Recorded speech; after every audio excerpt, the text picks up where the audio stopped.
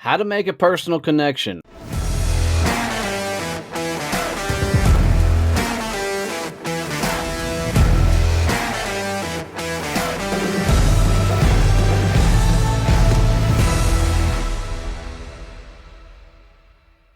Hey, I'm Donnie Bovine, the CEO and founder of Success Champion Networking and author of Endless Streamer Referrals. This is Growth Mode, a podcast all about growing and scaling your business. Hanging out with me as always is Kevin Snow, the sales automation tactician and genius. And in this episode, we are going to dive into how do you make a personal connection so it lasts a lifetime? So this is something I always struggled with when I was getting into sales and the whole business thing. I always just wanted to jump right down in the business and go to town and get done what we needed to get done, and that wasn't overly effective. And it took me a while. I had to learn that people buy from other people that they like. So I really had to figure out how I made those personal connections. And I didn't like the things that they taught you in the sales training. You read Zig Ziglar, any of those. It's always like, find a picture on a wall, or, find, they have a trophy and ask about the trophy. And I always thought that sounded so just horse shit. So I always had to figure out other ways to make those personal connections so that I could have that semblance of chit chat before we jumped into stuff. Yeah, I just don't like people. I mean, it's really that simple. I mean, I've had to learn to do things like small talk, chit chat. I don't always understand it. And it's not that I don't understand it. I don't understand the need for it. And, there's not a lot of reason for people to know my background, my story, in particularly my personal stuff, right? I don't mind sharing the business shit all day long, but I like trying to keep some of my personal life personal because I live pretty out loud. I mean, there's not a lot of shit that I haven't shared about my journey, but when it comes to sitting across from somebody, it's actually a learned behavior for me to actively connect with somebody and be genuinely interested in the overall conversation, because at the end of the day I really don't care about what people had for breakfast or what vacation they went on. I want to get to a business like conversation as fast as freaking possible. So, and although I don't like people, I've gotten pretty good at learning how to connect with them in a genuine way, because I don't believe in that fake it till you make it bullshit. I believe you do the thing and then you become it. So I think for a lot of people, this is going to be a fascinating insight into a high C and a high D and how we struggle with connecting with people, and then how we've learned to flip the script and dive into people a little bit more. Kevin, I'm fascinated with you because out of all the disc profiles, the high C's are the worst at this. They do not. Where I say I don't like people, high C's really don't give a shit. It's not that they dislike people; they just don't care. Worse than a high D over the stories, the details, and you're not going to get the personal shit out of them. So how have you taught yourself to connect over the years, and how has that impacted your sales and business life? So when I was doing the corporate sales thing for Nextel, and fortunately, a lot of my clients were the blue collar guys, so it was easy for me to find topics that were interesting to me that we could talk about, like hunting or stuff like that, where we could have a real conversation for a bit, and I'd actually be interested because we'd be able to have those conversations and talk about the hunting trip we're planning or just went on, all that type of stuff, and I'd generally be interested because it was something I like to do. It's for me I don't know if this is a C thing or just people in general, but for me, if people were started telling about stuff that they're passionate about, that I didn't really care about, I'm like, I would smile. I'd learn to smile and nod and listen to the story, but I'd be like, all right, I have stuff to do. Can we get on to the next part of the conversation?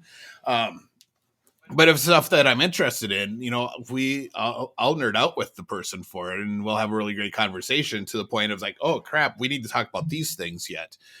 So I think I have the two extremes for how I interact with people in that small talk, personal connection area. Right. I don't know if I've done really well at trying to find a happy middle ground For you, it sometimes. depends on the conversation. Sometimes you do it really well. Sometimes Well, you I don't want to say fumble with it, but you can tell it's taking you a lot more effort. and I think part of it for me, and again, I'm not going to talk for all high C's, but if I get to the point where I've decided, all right, you're a total cluster, and I really don't want to waste time on you, then that chit chat part becomes really forced for me. I'm like, let's just do the stuff we need to do so I can get done with talking to you and move on to the next thing. So, that is a big one for me and you've called me on it a couple times with different people that I need to moderate the vibes that I'm giving off with Well, certain people. Kevin will never be our customer service team. Talk about no patience. That's motherfucker. Somebody calls in with something and you can hear it in his voice, the animosity and how much he wants to punch them in the face. So we don't let Kevin answer the phones. Not that we have phones, but for me, I always learn to pivot the conversation to what I want to talk about. And I've gotten really good at it because um, even though I tend to talk over people quite often, I listen just enough to be able to get the ammunition I need for the Mm-hmm. conversation. My favorite trick of all time is, tell me your story. And people often think that I'm fascinated with people's stories, and the truth of the matter is I'm just getting ammunition for the conversation, so I know how to tell my story moving forward. And the with all that said, I am generally curious about people. And I like to know the business journey and how they got there.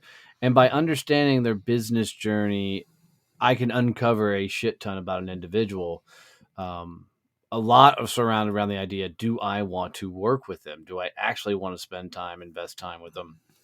And that's made a lot easier for me to proactively connect with people because now, if you're genuinely interested, genuinely curious, then you get to ask a shit ton of questions to try and uncover the good stuff about their life.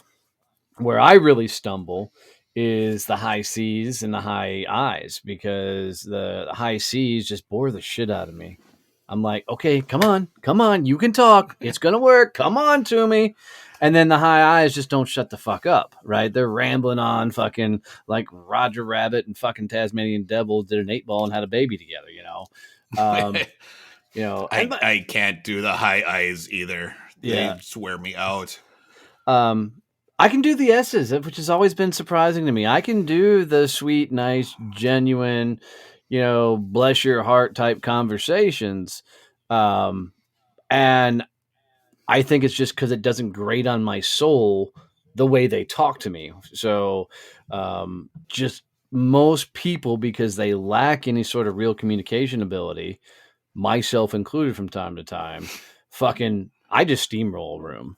Um, I think my worst communication skill that some people really love and some people fucking hate is my no filter. If I think it is coming right the fuck out of my mouth, and I don't care where I'm at, and it's gotten me in trouble over the years, but I really life's too short to listen to stupid shit and watch people make fools of themselves. So See, now we've been hanging out doing this whole business thing for over 3 years now. And I think you've gotten pretty good at getting me to open up and communicate. I think you've learned how, or in at least you've learned what my absolutely buttons are.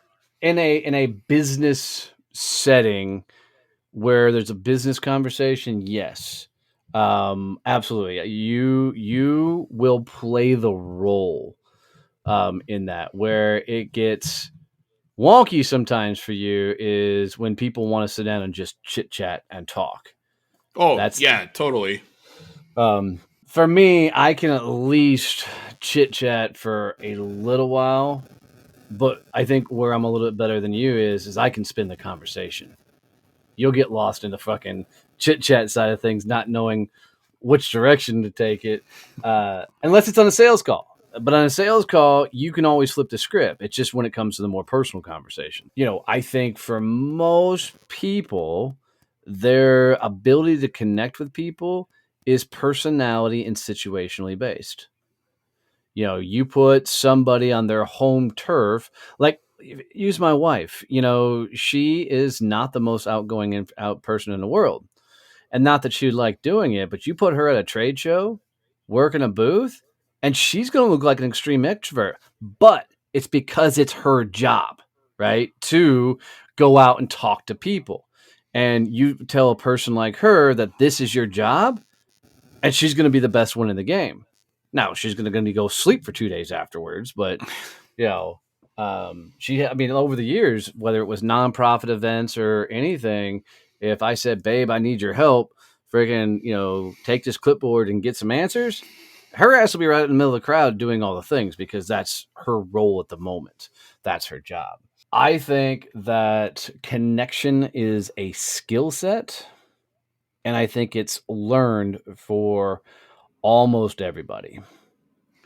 So, if a person struggles with making that connection, whether it be at a networking event or in a sales call, what are some of the techniques that they can use to try and learn that skill or improve on what they have? Uh, Being genuinely curious is probably the best thing, but questions will save your ass every freaking time. I've seen some of the most introverted high C's. Like once upon a time, I met a gentleman at a networking event that was way out of his comfort zone networking. And, he ended up becoming a client. And what I was able to teach him how to pull off the wall was simply by asking questions. And what we had to do with him is literally give him a handful of questions that he would have to ask at every event. And it was questions like, who are you looking to meet? What brought you to this event? How long have you lived in town? It was micro type questions that forced him to at least come across that he was interested in the other individual. So curiosity and questions are the two biggest. um, I will throw in there other things like matching pace. If they speak slow, slow down. If they speak faster, speak up. Watching high C's do that is fucking hilarious because high C's that whole thought process doesn't typically make sense to them. So when somebody slows down, you slow down when they speed up. Watching them try to do that is the funniest shit sometimes because what they'll try and do is if somebody will speak slow and they're like, "Hey, I'm Bob," the high C will go, "Hey, I'm Bob." I'm like, no, that's not what we're talking about here. You know, they totally will overanalyze how to do it. Then I think the other quick one is, try and use their words. And I've said on another podcast how not using their vernacular vocabulary will get you in a lot of trouble. What else do you do? For me, it's the questions thing because that fits best with the high C personality, is just questioning and asking questions. I think the one caveat to that is you can't just pepper them with questions. Don't just interrogations are not how you build connection. You know, make them, they have to be really thoughtful questions. So if you start off with that, hey, so what's the one thing that you want to get out of this event this week, or who's the one person you want to meet? Think of what your follow-up question is to get information from Mm. that. Just don't keep diving in and asking all the really detailed stuff. This a lot of times this is your first meeting with someone, so you need to start at that higher level where they're comfortable. If you get too intimate too quickly, it's they're going to be like, whoa, back up, you haven't even bought me a drink yet, let's slow down. Well, I'm gonna put a little caveat on it because you can get intimate really quickly, but you have to lead the charge. So I have a particular way of telling my story, and that's why I always get people to tell me theirs first. Because if they say their story first, now I get a chance to position myself. And I've Yep. learned to tell my story in a way that looks like I'm extremely vulnerable. And in truth, I am because I'm telling some shitty parts of my life. Elizabeth having to bail me out financially because I couldn't build a fucking business, and different things that I may share in different moments of a sales call. But it's done in a manner to let them realize, hey, this is going to be a lot deeper conversation than you're planned for. And I also want them to know that I've fucked it up worse than they have, so I get it. And that helps out tremendously as far as connecting with people. So, Well, and I think part of that is it puts them at ease. yeah, And I think, especially with what we do, people just generally assume that we have all the answers, and that we had all the answers all along. And now we're gracing them with our ability to tell it to them. But really, we screwed up.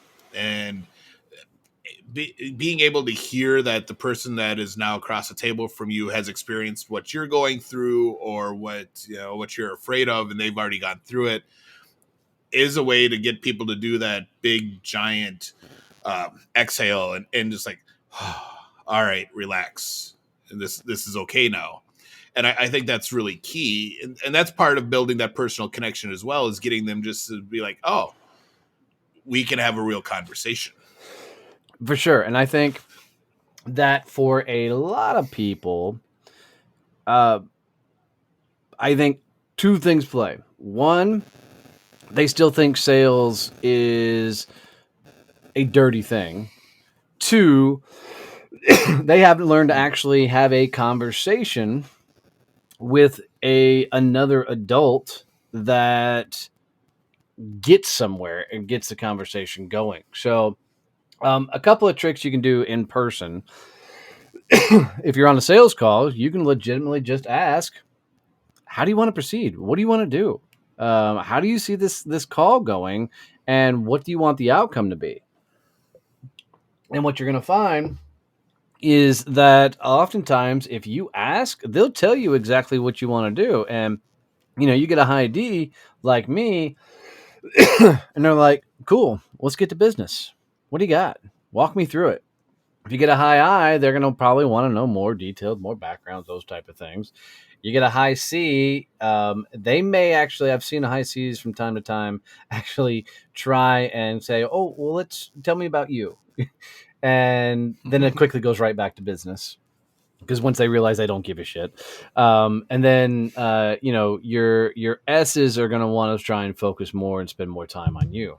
But you know it's the ability to understand how do you proceed with the conversation and letting them give you kind of a roadmap of how to move forward. So many different places online that you can make connections. I'm like, oh god, which one do we go to first? So my brain actually naturally goes to groups and Facebook groups and the interactions there, because that's mostly where I have a lot of conversations. And I think it's really important. The questioning carries over into that media as well.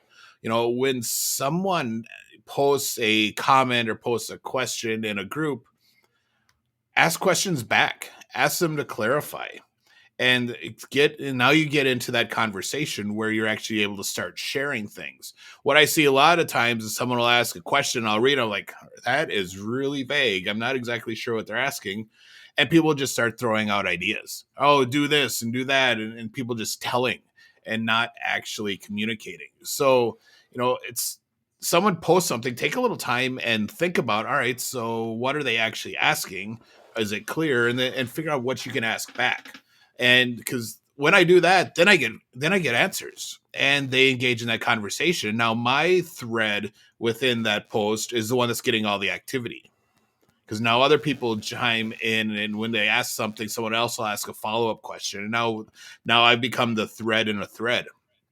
So, and they always, the people remember that. I did a podcast appearance the other week where it was someone who recognized my name from a group we're in together on Facebook. He's like, I thought that was you, and I had to ask when you got booked, and I'm like, yep, that's me. So it's having those conversations and trying to be authentic online is just as important as in person. Online, stay away from the pitching. Don't sell. Whatever you do, don't ever get in that conversation online. Always keep it, sharing ideas and having an open discussion where you're helping that other person. Yeah, I agree with that. My favorite hack right now is to use the search box, and I'll talk specifically about LinkedIn, and type in different topics and find people who have posted content. And I do like finding people who have posted content that has no interaction, likes, or comments on there, and dropping a comment on there. And what I've found is oftentimes I get people that reach back out to me that are like, hey, thanks for the comment, or they'll send me a connection request, or I'll send them a connection request and say, hey, that was a really good article. And it's a cool way to connect by just mentioning what they're doing and putting themselves out there. But you can't do this on crappy content. Like, you can't find a piece of content that you really don't like and be like, hey, great stuff, man, really thought process we went into this. And but I sometimes get more engagement and more people connecting with me by commenting on other people's stuff if I can put a deep, thoughtful, response to whatever they do. My difficulty sometimes is not trying to be smarter than the guy or gal who put the post originally. I want to put a thoughtful comment, but I don't want to look like I'm saying, hey, look how smart I am, as part of the process. I like that, and I had never thought about just searching for content that was empty and making posts on it. I'm gonna have to go play with that now. But yeah, I agree. The posting on other people's content is some of the best way to get engagement, especially with new people Mm-hmm. that haven't seen your stuff. Uh, because they're not following you. Most of the people that follow us read our stuff like, oh, cool, awesome, and then they move on with their day and read other stuff. But when you do it on someplace new, I think it's really important that thoughtful comment is key. But then, being able to follow that up with some sort of question, so you keep the conversation going, and it isn't just, well, here's what my thought is, and this is it. I actually got like blocked the other day because I was like, we're supposed to be having a conversation, and I actually called the guy out about, what all these people are making comments and I'm raising really good questions, and you aren't, you're not answering and engaging with any of them, and then I got blocked. So, but I think that's really key, because that's, people, especially when you're stuck at home, like everyone's been for the last couple of years, that was how people got engagement. That was how they interacted with people, was through social media. So I think you really need to be thoughtful about how you do it, so that it has that same qualities as if you were meeting with someone and having that same discussion face to face. Yep. And I think that, people need to realize that even if you met online, you can take that shit offline and have that conversation. I was talking to one of our clients last week, and she's like, I'm doing reach outs, I'm doing reach outs, I'm doing reach outs, I'm doing reach outs, but I'm not getting a whole lot of traction. I'm like, well, cool. Click on that profile, see if they got an email address, see if they got a phone number. If they got a phone number, pick up the phone and start calling them. Sometimes it's going old school. Basic sales will help you get into the right conversations and be able to get those conversations actually moving forward. So I think kind of the basics, guys, for this one is, get curious about people, understand how they want to be talked to, let them guide the story and conversation how they want to go, and ask a shit ton of questions. Really dive into their world. So action step this week is come up with a bunch of questions that you can geez, on every damn call, so you can do it over and over again till you get really comfortable with it. So as always, if you got any tips, tricks of value, anything out of this show, please make sure you're subscribed, leave us a 5-star review, and tell one person about the show. It means everything for us. Love you, mean it. See you, bye.